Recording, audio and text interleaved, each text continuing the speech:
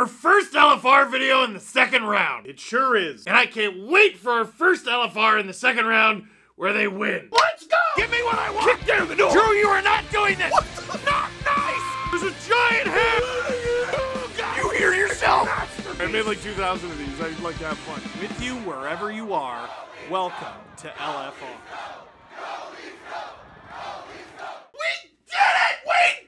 We're here! Second round, baby, let's go! Now wait a second, now that we're here, what are we supposed to do? I'm positive it's not that! Leafs lose 4-2 to the Florida Panthers, spoiling game 1 on home ice yet again! No, it's not the end of the series, no, it's not the end of the world, but it is a game that they could have and should have won. Let's talk about it. But first, get in on playoff action and make your next bet with Sports Interaction. Round 1 was completely bananas. Upsets, overtime, end of a 19-year drought. But now it's round 2. Toronto moved on, so did Edmonton. A quarter of the teams left are Canadian. Every shot, every play, every goal is magnified. With competitive odds, the best live in play, and more ways to get into the game than ever, head to sportsinteraction.com/SDPN and download the Sports Interaction app, but only if you're 19 plus. Please play responsibly. Now, before we really get into what happened in Game 1 Leafs-Panthers, we're not going to just gloss over this. Chris Johnston tweeted this like a few hours before puck drop, and I think we were all way too eager for second round hockey that it just sort of fell to the wayside. That video of Kyle Dubas and Jason Spezza freaking out in the box after the Leafs get the overtime winner, Tavares scores it. There's another guy in that box. That other guy is Brandon Pridham, their AGM capologist guy. You'd know him to see him. He's on TV all the time. He's a very important part of this Leafs front office. And it turns out his day of Game 6 was a lot more stressful than anyone else's. From CJ, of note from the OT celebration in the Leafs management box on Saturday, word is AGM Brandon Pridham was hit by a car that morning and suffered a dislocated shoulder. Hence his reserved reaction to Dubas and Spezza. Thankfully, he's okay, just playing/managing a little hurt. Hit by a car? This dude got hit by a car, suffered a dislocated shoulder, and showed up to work! I don't care if the vast majority of his work was just sitting in a box and watching a hockey game. Brandon! Are you alright? That's why the clip is, it makes so much more sense. Because Dubas is, yeah! Spezza, yeah! And then Spezza goes to Pridham like, hooray, congratulations. So, incredibly huge shout out to maybe the most underrated member of the Leafs organization in Brandon Pridham for, he got hit by a car the morning of Game 6 and he went. Most of us suffer a dislocated shoulder because we were hit by a car. Our boss doesn't expect us to show up to work unless your boss sucks. Now, here's the game. It's round 2. Game 1. I said I wanted whoever was worthy, and the Florida Panthers are worthy. They took 3 out of 4 games in Boston.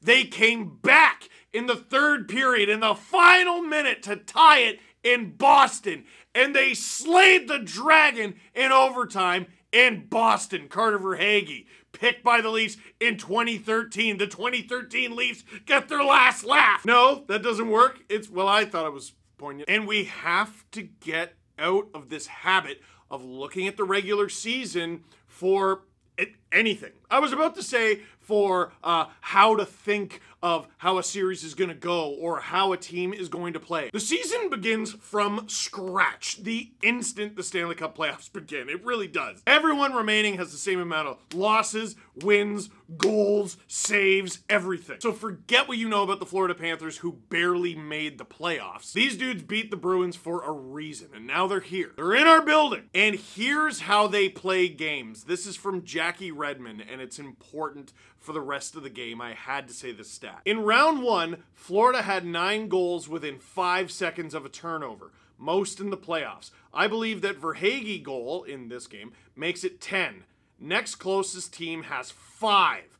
Panthers can and will make you pay for your mistakes. That is a very good point, backed up by numerical, analytical fact. And after the game, Sheldon Keefe said this. From Jameson Olive, Keefe just now on the Florida Panthers, they force you to make mistakes. Yes, absolutely. The Florida Panthers force you to make mistakes. And I'd like to nip that narrative right in the bud immediately because that is not why the Leafs lost! The Panthers absolutely do force you into making mistakes. And they did a good job of that in this game. And that is actually how they did a good job of defending the lead, I thought. It was much more about defense than offense in terms of forcing the Leafs to make mistakes. 3 of the 4 goals the Panthers scored in this game were born from silly goose, boneheaded, or just unlucky decisions. When you have the puck and they're forechecking on you and you're and then you give it up because you're afraid that you're gonna make a mistake and then you end up making a mistake anyway. The Florida Panthers are great at doing that, and it'd be great if that was how the Florida Panthers won this game. Then we could talk about it. Then we could look at those mistakes and be like, here's what the Panthers did. Good on the Panthers. The Leafs blew this game. And at the center of it is their shutdown pair of Jake McCabe and TJ Brodie. They were so good against the Tampa Bay Lightning. They were so good in Game 6, and so did not have it here tonight in Game 1. Here's the first one. Matthew Tkachuk gets the puck. He's near the Leafs net. That's generally considered bad. Here he takes a shot, but it's somewhat contested. The Leafs are getting sticks in the lane. Samsonov is prepared for it. He's facing it. He makes the save.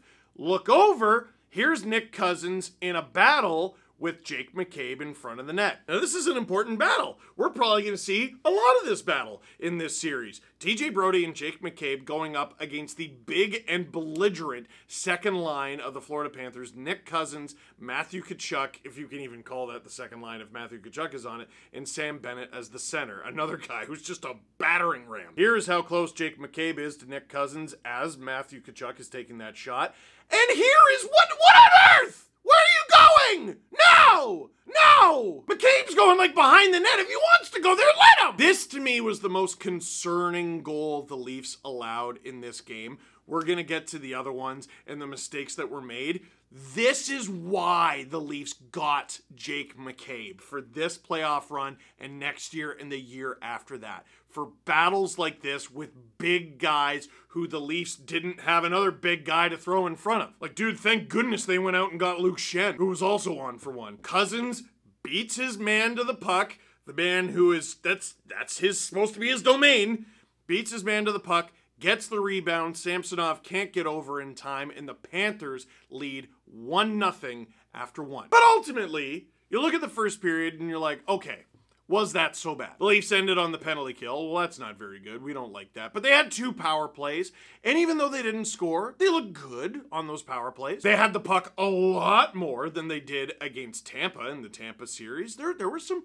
really good things. First half of the second period, this is just rotten dog fart luck. But this, I thought, was the Panthers making their own luck. Aaron Ekblad, who entered this game with no points in the Stanley Cup playoffs, fires it on immediately. Matthew Knies sticks his stick out and he hits it. And maybe not the greatest choice because the puck continues forward, probably a little slower than it otherwise would have, making it easier for Sam Bennett to get a piece of it. I thought Carter Verhaeghe had the goal. Apparently it was Sam Bennett. And the double bouncer, I mean, what are you gonna do, Sammy? And this is the thing when you own the front of the net. You can't own the front of the net much more than this on this play. Sammy's got no chance of seeing this thing, let alone tracking it when it bounces twice. Lucky bounce? Maybe, but this is the Panthers making their own luck, and they have a 2-0 lead over the Leafs. Now, I tell you what would be killer is if the Leafs finally scored in this game 11 seconds later. The Leafs top line of the 2 Matthews from Arizona immediately go to work. Riley finds Austin Matthews. He immediately puts the Panthers in jail. Creates space, finds Matthew Knies. The Panthers can't catch him. 2 guys skate into Bobrovsky, take him out. Knies facing the wrong way, like that's not where I left my car. Matthew Knies, for the second time in that game, tries to shoot the puck completely backwards, and this time it's on an empty cage, and it works. Grab the puck for the kid, Luke Schenn does. His first career NHL goal puts the Leafs on the board in the second round. How would you feel if I told you Matthew Knies was only 2 years old the last time the Leafs were in the second round? Okay, well that's great because I lied. He was only a year and a half. But he's got one great play from Matthews. I think these two are going to make beautiful music together for years to come, but the focus is getting back in this game. A few minutes later, hey, you know who hasn't had the most positive impact for the Leafs in these playoffs so far? Michael Bunting, seeing as he got a major penalty in game 1 and then was suspended 2, 3, and 4 and then was healthy scratched in game 5, but he did play in the elimination game 6. And I gotta tell you, having him in the lineup really ties the room together. Keefe gets the blender out, and having the talent of Michael Bunting in the lineup helps him get the blender out. Where the Leafs were setting up and getting shots on through traffic and deflections against the Lightning, they're trying to get their offense by flying at the Panthers. Leafs capitalize on a Panthers mistake. Järnkrok sends it across to Bunting, receives it on the forehand, has the patience to not get rid of it right away, tucks it past Sergei Bobrovsky, who played fantastically in this game, but not fantastic enough to stop the man from Scarborough from tying it 2-2. And my friend, that is where the good vibes end. Almost exactly 3 minutes later, the third line goes back to work, and again, it's a new look, and Keefe is having some fun. Panthers clear it, and TJ Brodie makes the wrong read. It's not a great mistake, but it's like an ordinary one, if that makes sense. Like the first goal where McCabe was muscled off by Nick Cousins, that one's concerning, because that's one where I could see it happening again. TJ Brodie making the wrong read at the offensive blue line is not something I see him doing very often. But he does it here. Carter Verhaeghe streaks on a breakaway, one-on-one with Ilya Samsonov,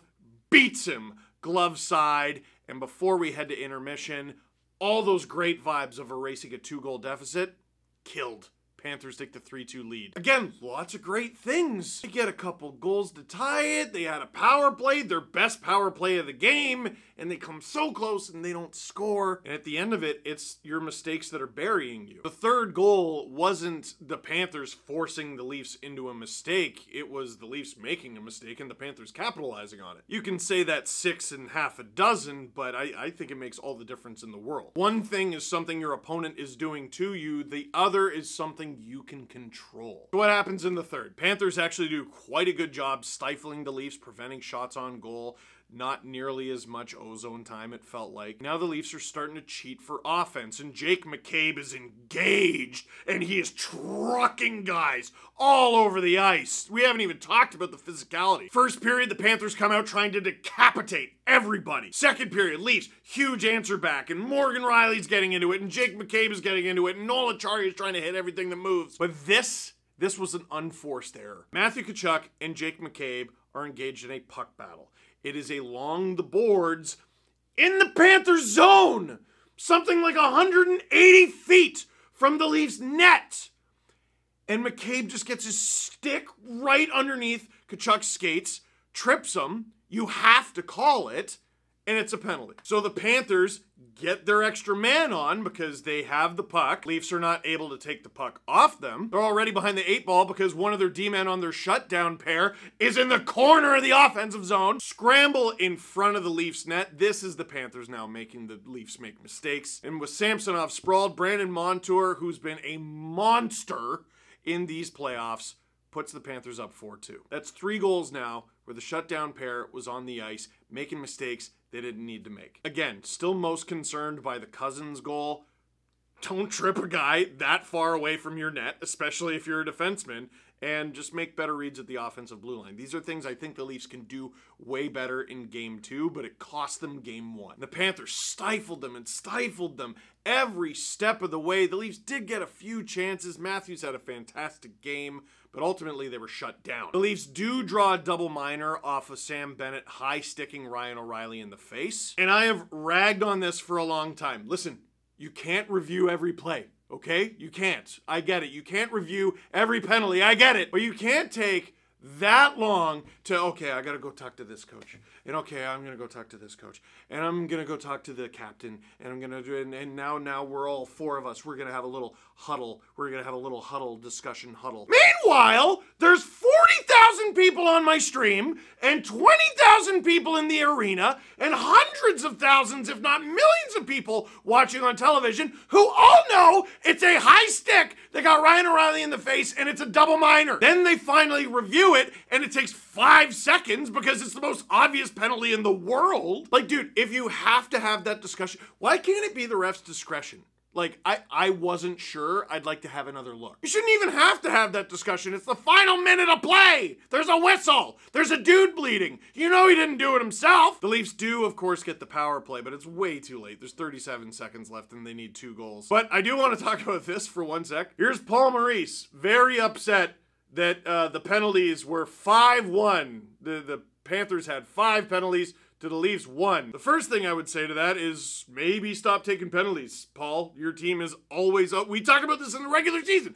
Paul Maurice teams, not just the Panthers, historically take way too many penalties, like way more than other teams around the league. Here's the other thing. 5-1?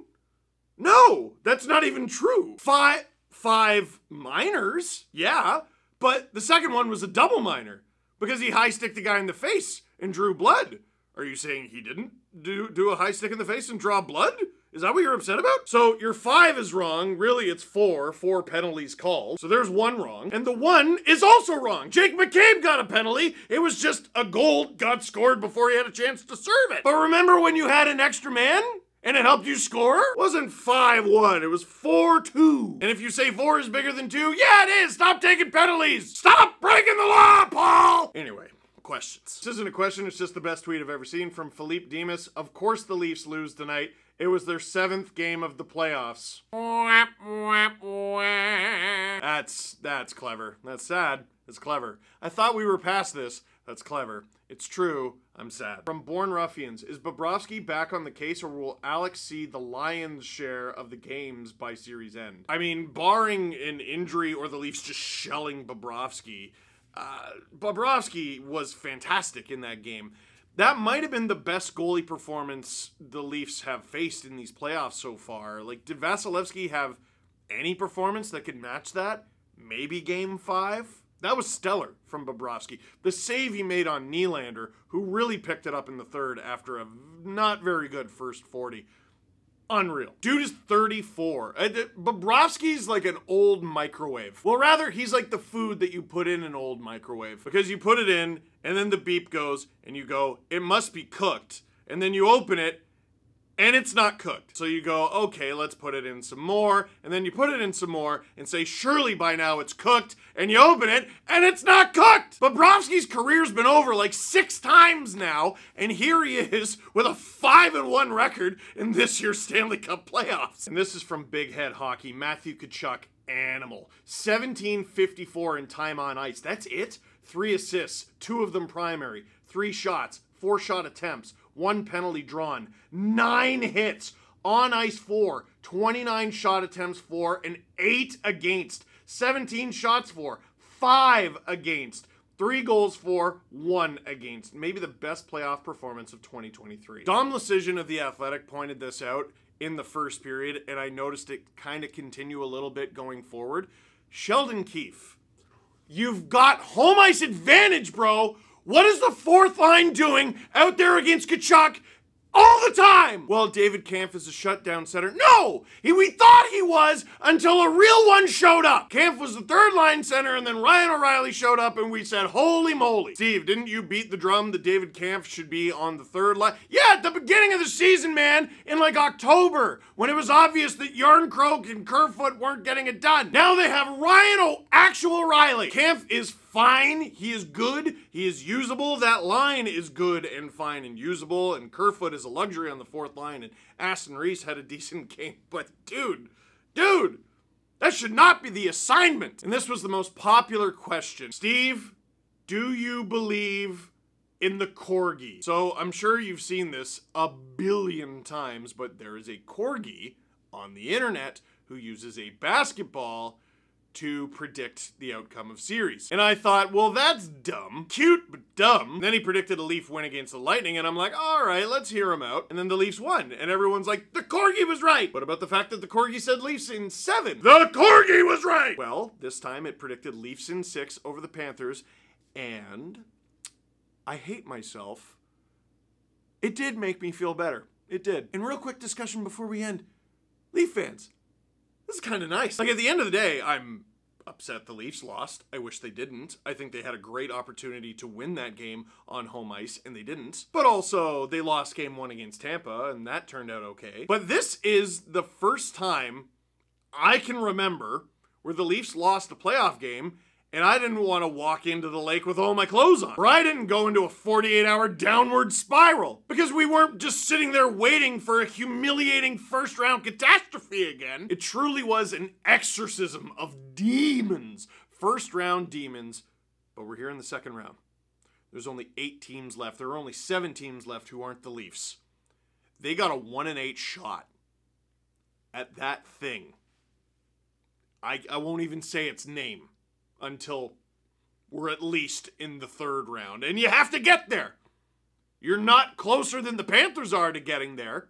Game 2, tie this thing up just like you did against Tampa. There's no reason to think you can't. So, that is it for this one. Thank you very much for watching. Click like if you like this video. Click subscribe if you really liked it. Tell all your friends. It just dawned on me while I was saying that whole little spiel that I just made an LFR for a second round hockey game.